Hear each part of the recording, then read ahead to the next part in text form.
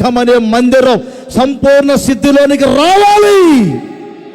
యేసుక్రీస్తు ఎదుట నిలబెట్టాలి మిమ్మల్ని అందరినీ. మిమ్మల్ని లోకం వైపు కాదు నడిపిస్తుంది, సమాధుల తట్టు వైపు కాదు మిమ్మల్ని నడిపిస్తుంది, రాజకీయ నాయకుల వైపు కాదు మిమ్మల్ని నడిపిస్తుంది.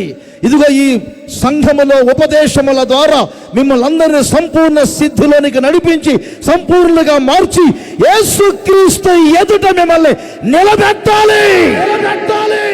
ఏ సంఘాన్ని ఆయన విడిచిపెట్టంటే,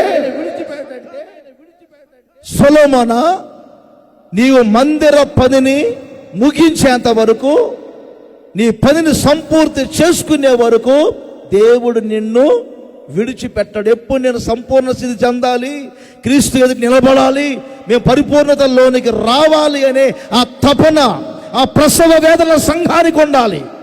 దానికి తగిన ప్రార్థన ఆత్మ ఉండాలి, పరిశుద్ధాత్మ నింపుదల ఉండాలి.